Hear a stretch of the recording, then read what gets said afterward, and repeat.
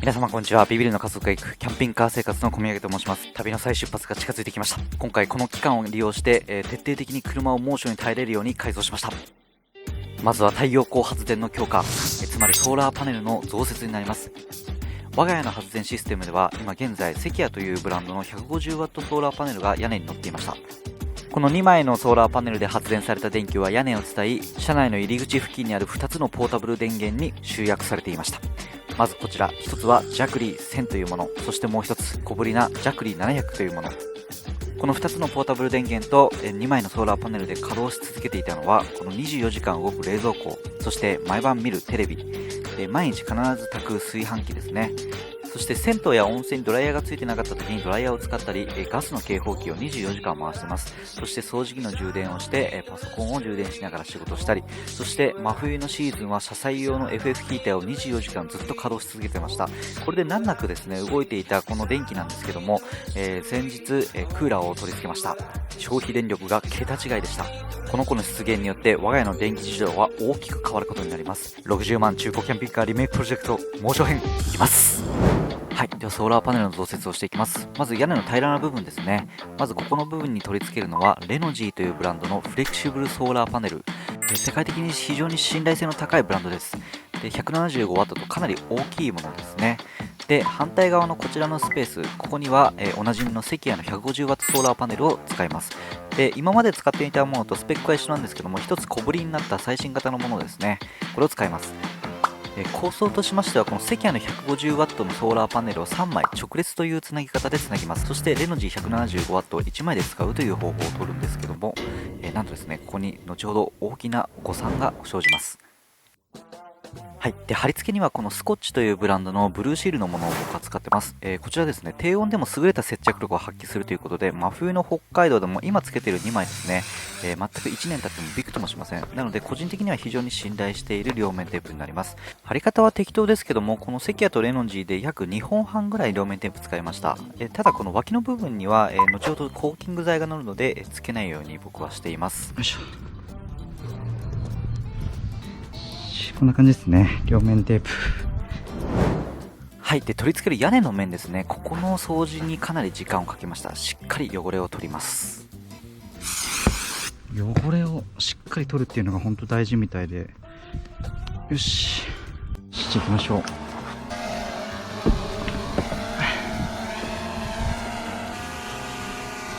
このぐらいで貼ります。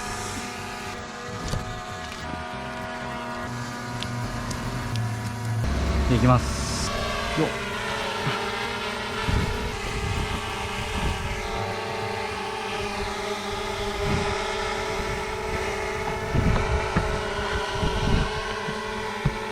よっしゃ。ここが今開いちゃってる状態なんですけど、こう今これからコーキングで埋めていくって感じですね。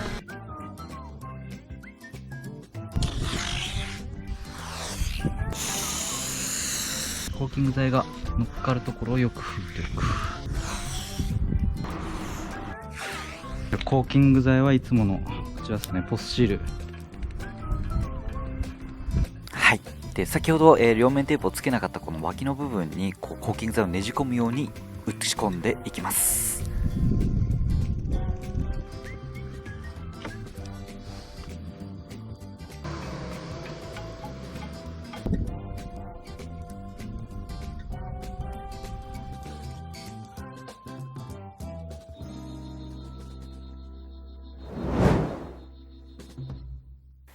これでソーラーパネルの貼り付けが完了となります。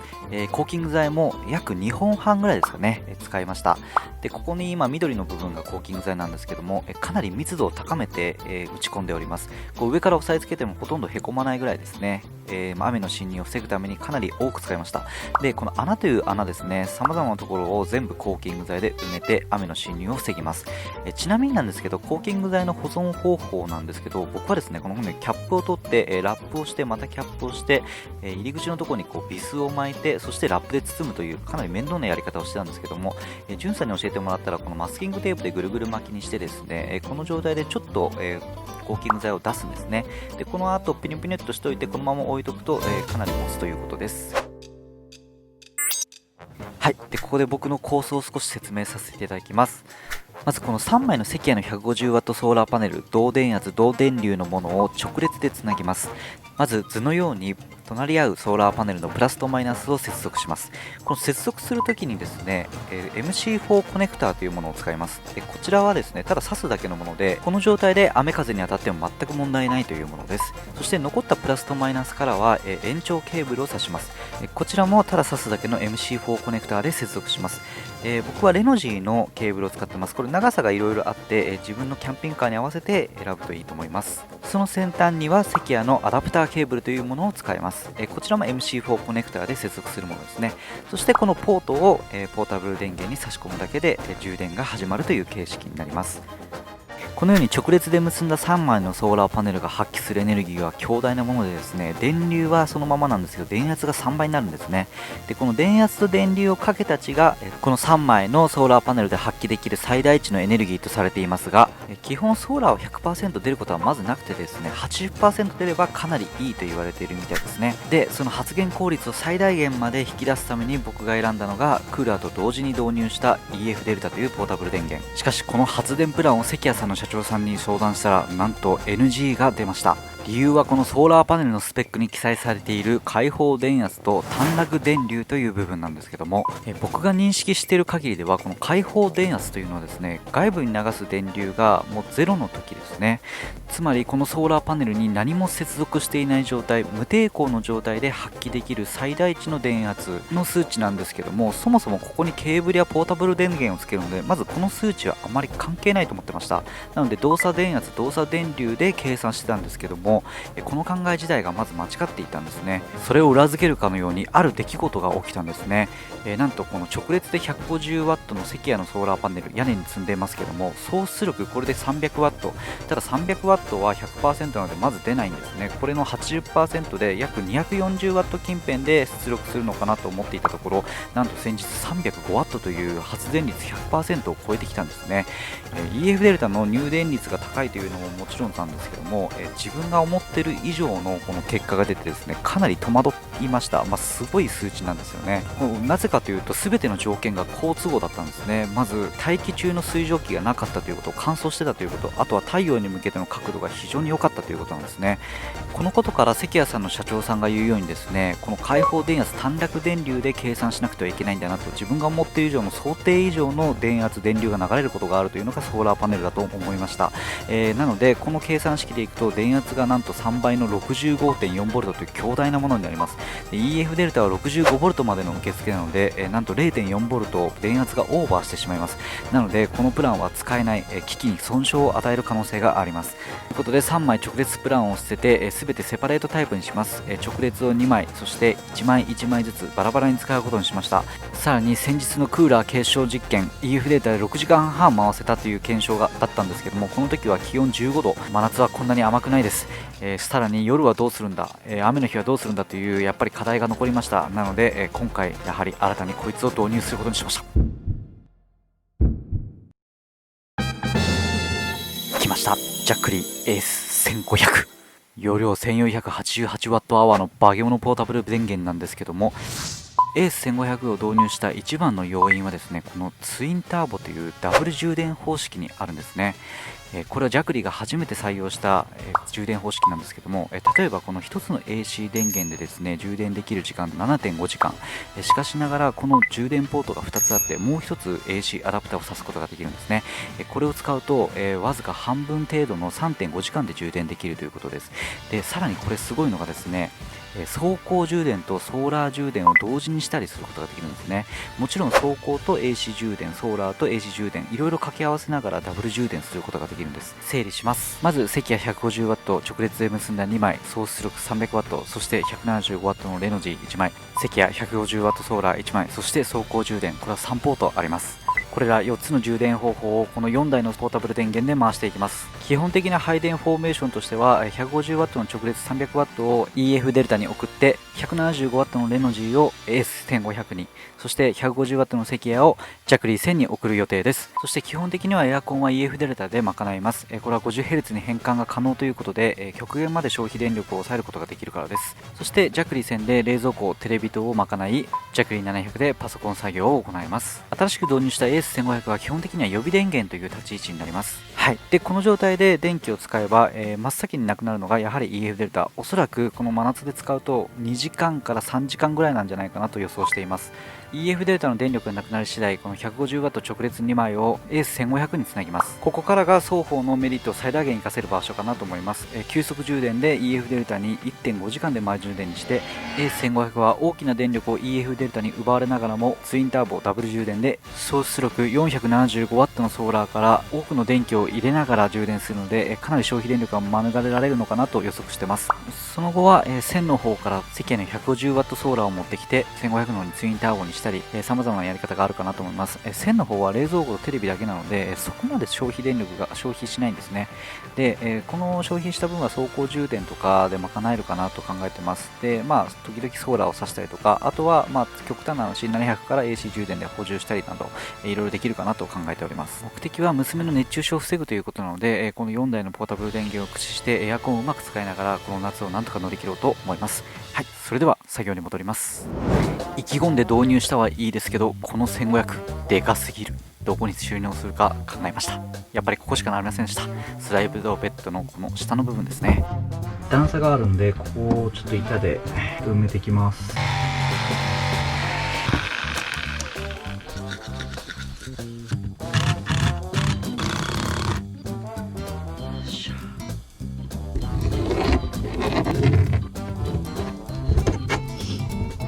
よし。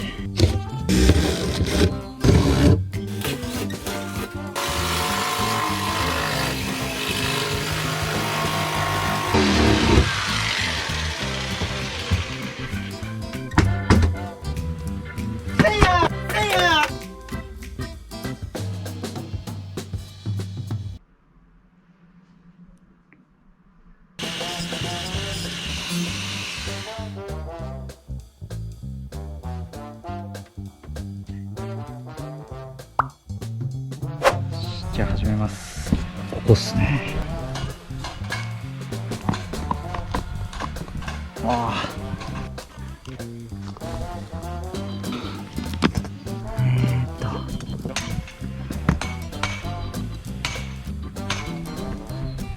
ここに一本一本通していかなきゃいけないからな。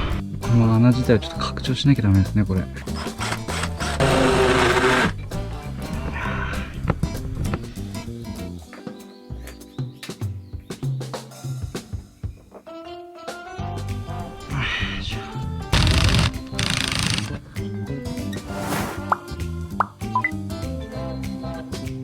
いしょ。最後最後が入りました。出てこない。あれどこいんだほんと。いやー、これどうしようかな。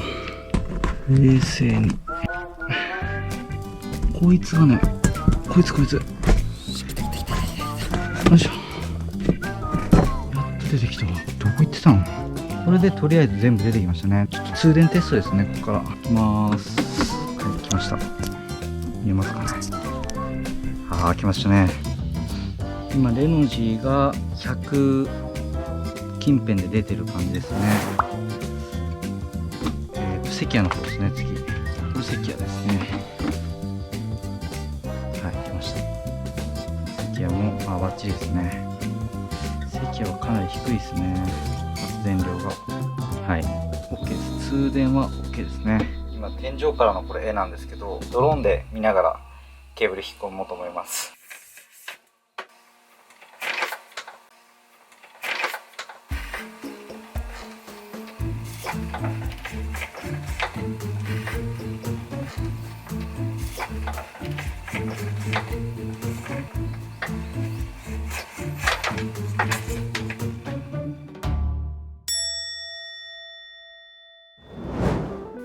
はいということで、いつも初歩的なミスをしてしまうんですよね。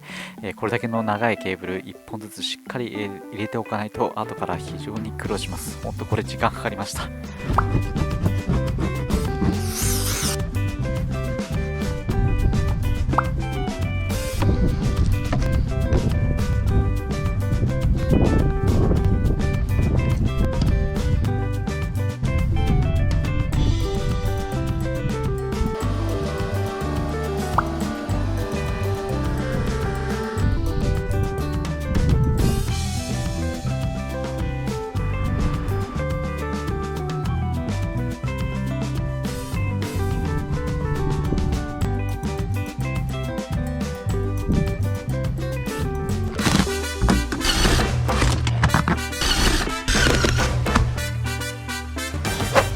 はい、ということで、ソーラーパネル、そしてポータブル電源の設置が完了いたしました。引き込んだケーブルはモールを使って、ソファーの横側に配線し、そしてソファーの中側ですね、ここに穴を開けて、こちらからケーブルを通しました。スライドソファーのこの下の方ですね、ここにケーブルが流れているような感じになります。でですね、ここに EF デルタ、そしてジャクリ AS1500 が隣同士である感じ、通気性もかなり良くしております。デカブツの AS1500 の固定には真鍮用途と A モンのバージーループを使いました。この2つの掛け合いによってしっかり固定できました。で若干の伸縮性があるので、揺れても AS1500 に傷がつかないように配慮しました。ということで3台のポータブル電源設置完了です。総容量 4450Wh、この4台を使ってなんとかこの夏を乗り切ろうと思います。ソーラーからの充電ケーブルは AS1500 の隣に配線しました。これで充電もスムーズに行えると思います。実際真夏でどのぐらい稼働できるのかというのは今後の本番で皆様に検証動画として発信させていただこうと思いますので、よろしくお願いします。はい、ということで続いてなんですけども、バックの時の問題を解決するということですね。バックするとき僕の視野なんですけど、この右のサイドミラーと、そして左のサイドミラー、そしてドライブレコーダーについているこのバックモニターですね。こちらを見ながらバックしていくんですけども、ある程度の距離まで行くとですね、バックモニターやサイドミラーでは、距離感が全く湧かなくなるんですね。これがこのバックモニターの絵なんですけども、このぐらいになってくるとどうするかというと、いちいち降りてですね、こう後ろの距離感を確認して、また乗ってバックしてということを繰り返すんですね。はい、ということでバックモニターを1つ追加することにしました。バントップというブランドのドライブレコーダーなんですけども、こちらですね、リアカメラの解像度が高いのと、あとですね、このケーブルが 6m20 のロデオの運転席まで届くんですね。リアカメラのケーブルが長いのがなかなかなくて、このように大きい車に乗っていると非常にありがたい商品ですね。それですね、このカメラをつけることによって得られる視界ですね。今までがこの赤い部分で、今回追加した視界がこの黄色い部分ですね。この視界があることで、全く違う世界になりました。かなりですね、ギリギリまで駐車することがおそらくできると思います。これからですね、ちょっとカメラを使いながらの駐車をちょっと勉強していこうと思います。本当つけてよかったなと思うんですけども、その反面、なんと土台をまだ製作してないのでガムテープの設置になります。ここはですね、要改善かなと思っております。はい、続いてデッドスペースをなくすということなんですけども、実はキャンピングカーというのはですね、収納が異常に少ないんですね。でこちらのマグネット式の扉も、自分で拡張したものです。で先ほどから出ているこのスライドソファーも自分で拡張して作った収納ボックスなんですけども、最後にですね、デッドスペースが1つだけ残ってるんですね。実はこの冷蔵庫の上のここの赤いスペースのところ、ここをなんとか使いたいなというのをずっと前から思ってたんですけども、今回この機会にですね、棚を作ってみることにしました。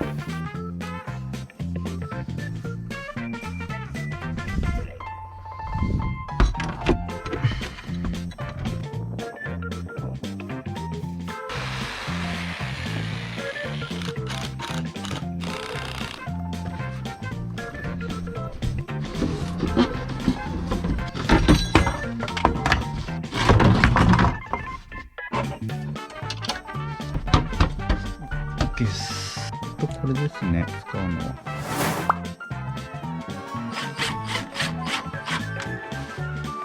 はい、で余った材で作ったのでちょっとあんまり見栄えが良くないんですけども、ローラーキャッチで開閉できるようにして、走行中も絶対開かないようにしました。で奥に受け身となる板もしっかりつけたので、水のボトルとかですね、そういうものを入れて走行中でも後ろに突き出ないようにしました。でもう一つですね、気になってたのがここの部分、クーラーの下の棚なんですけど、ここむき出しになってるんですね。で走行中にやっぱり物が吹っ飛んで落ちてきたりとかですね、あと見栄え的にかなりよろしくないということで、ここに、蓋となるようなものを作ろうということで、創作しました。でただの蓋だとですね、ちょっとこうせっかくのスペースなのでもったいないかなということで、開閉式の金具を利用して、走行中はですね扉になって、で調理や物を置くときに台になるようにしました。キャンピングカー狭いスペースで、さらに3人分の食事を妻が作るとですね、やっぱキッチンはぐっちゃぐちゃになるんですよね。なのでこのように物が置けたりとかですね、少しでもできた料理をここに置いていけたりすると、かなり利便性が高まるのかなと思います。はい、ということで、今回の改造動画は以上となります。次回、我が家は旅再出発でございます。ビビリの家族が行くキャンピングカー生活シーズン2スタートします。ぜひよろしくお願いします。またお会いしましょう。小宮山でした。